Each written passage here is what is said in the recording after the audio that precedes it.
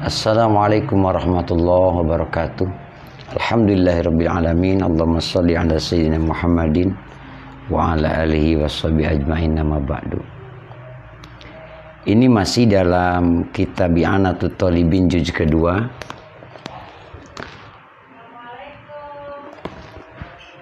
Halaman 479.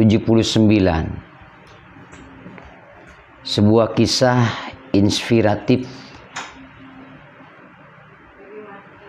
dikisahkan faidatun ukhra ruwiya anna faqiron kana lahu i'alun fi yaumi asyura. Syekh Abu Bakar Sato mengisahkan dalam I'anatul Talibin juz kedua pada kitab yang saya miliki, halaman 479, dikisahkan ada seorang fakir berpuasa di hari Asyura, yakni pada tanggal 10 Muharram. Seorang fakir ini berpuasa bersama keluarganya. Namun ketika menjelang maghrib, mereka ini tidak punya persiapan untuk buka puasa. Tidak ada makanan apapun di rumahnya. Ya, namanya juga orang fakir. Lalu dengan penuh harapan orang fakir itu keluar rumah, pergi ke sebuah pasar untuk mencari rezeki demi bisa buka puasa bersama keluarganya. Ia berangkat menuju pasar, hendak meminjam uang kepada seorang muslim pemilik toko emas. Tentunya kan kalau orang punya toko emas ya uangnya banyak lah, dia muslim lah, tentu dermawan gitu pikirannya.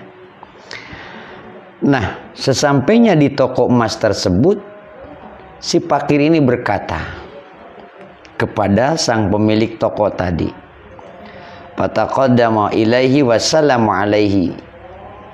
Ia membaca salam, assalamualaikum. Itu, ya sayyidi ana fakir. Wahai tuan, aku ini orang fakir. Bisakah anda meminjamkan kepadaku uang 1 dirham saja? Yang uang itu akan aku gunakan membeli makanan untuk berbuka bersama keluarga pada hari ini. Namun si pemilik toko justru memalingkan wajahnya. Dia tidak menjawab. Fawalla biwajihi, ia memalingkan wajahnya anhu dari orang fakir itu. Boro-boro menanggapi, boro-boro ngasih, justru malah memalingkan wajah. Walam yu'ti syai'an, dan tidak memberikan apapun kepada orang fakir itu.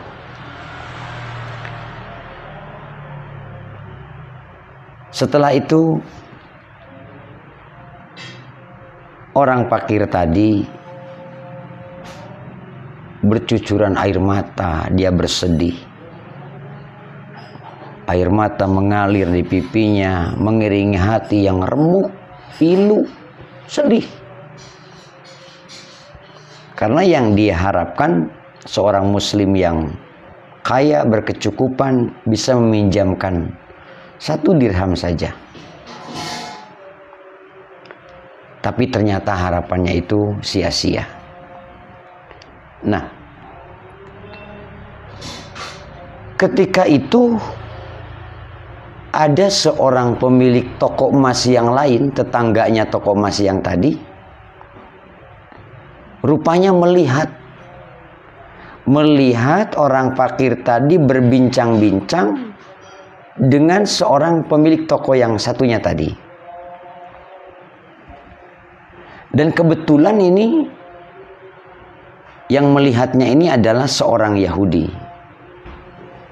Ia merasa iba melihat seorang fakir itu karena terlihat ia menangis.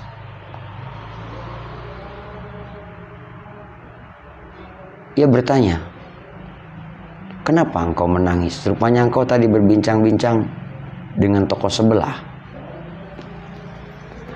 Akhirnya si fakir itu berceritalah apa adanya bahwa aku ini akan meminjam 1 dirham untuk berbuka puasa bersama keluarga, tetapi tidak dikasih.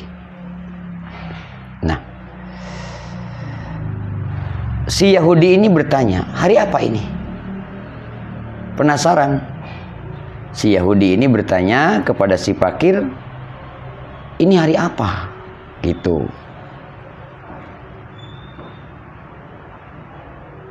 Si fakir ini menjawab, ini adalah hari Asyura. Sambil orang fakir tadi menjelaskan tentang keutamaan di hari Asyura. Nah, setelah si Yahudi ini mendengar bahwa ini adalah hari Asyura, mendengar keutamaan hari Asyura dari seorang fakir tadi, maka kata si Yahudi itu, ambil ini 10 dirham dan belanjakan untuk keluargamu karena memuliakan hari ini. Begitu kata si Yahudi. Gembiralah hati si fakir itu. Ia segera berbelanja dan pulang membawa makanan untuk buka puasa bersama keluarganya. Nah, tiba-tiba di malam harinya, si Muslim pemilik toko emas itu bermimpi. Kita ingat Muslim yang punya toko emas yang tadi didatangi orang fakir. Dia bermimpi seakan-akan hari kiamat itu telah tiba. Dan ia sangat kehausan, sangat sedih, dalam kepayahan dia. Nah, setelah melihat ke sekelilingnya, ia mendapati ada sebuah istana yang dibangun dari mutiara putih, sedangkan pintu-pintunya terbuat dari batu yakut merah. Ia segera berteriak di luar, wahai pemilik istana, beri aku minum sedikit saja. Di luar dia teriak-teriak minta tolong karena ia kehausan, ia dalam kepayahan. Ya ahli hadal qasr, wahai yang punya istana, itu, tolonglah hamba, gitu barangkali. Berilah aku minum sedikit saja. Lalu ada yang menjawab, hei, ini sebenarnya istanamu kemarin hari. Tapi setelah kamu mengusir si fakir dengan hati perih, dengan hati yang merasa remuk, kecewa, maka namamu dihapus dan ditulislah nama tetanggamu itu yang Yahudi yang menolong si fakir itu. Dalam mimpinya ia menyesal tiada guna, kekecewaan terus melanda. Tibalah pagi harinya si Muslim yang bakhil itu mendatangi si Yahudi yang dermawan tadi untuk membeli pahala 10 dirham yang diberikannya kepada si fakir kemarin hari. Dia akan membelinya dengan harga 10 kali lipat, yakni 100 dirham. Kan kemarin si Yahudi itu memberikan 10 dirham kepada si fakir. Akan dia beli 10 kali lipat, 100 dirham. Namun si Yahudi itu bersikeras tidak akan menjualnya. Bahkan ia menjawab, demi Allah aku tidak akan menjualnya, meskipun dibayar lebih dari 100 dirham. Bahkan 100 dinar pun tidak akan aku jual. Si Muslim pun merasa aneh, penasaran. Siapa yang beritahu rahasia hari Asyura ini kepada si Yahudi? Lantas ia menanyakannya, siapa yang memberitahu kamu? Ia menjawab, yang memberitahu kepadaku adalah Allah, Tuhan yang berfirman, kun fayakun. Ida aradallahu syai'an ayyakula lahu kun fayakun. Yang memberitahu itu adalah Tuhan yang berfirman pada apapun yang akan diciptakan dengan kun fayakun. Jadilah, maka jadilah. Dan aku telah bersaksi bahwa tiada Tuhan selain Allah yang Maha Esa dan tiada sekutu baginya. Dan aku bersaksi bahwa Muhammad adalah hamba dan utusannya. Begitu kata si Yahudi dengan penuh haru mengiringi keislamannya, yakni mengucapkan 2 kalimat syahadat. Kata Syekh Abu Bakar Syato, ikhwani, kana hada Yahudian.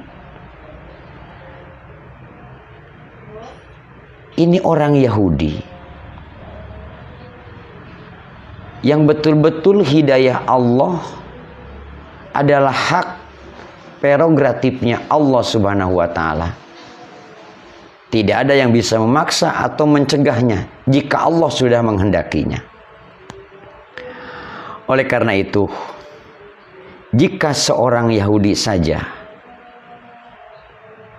dia punya baik sangka di hari Asyura atas apa yang disampaikan si fakir tadi, lalu bagaimana dengan orang Muslim yang mengetahui dan mengakui keutamaan hari Asyura serta tahu betapa mulianya membantu orang lain yang membutuhkan bantuan, tapi justru ia mengabaikan semua itu.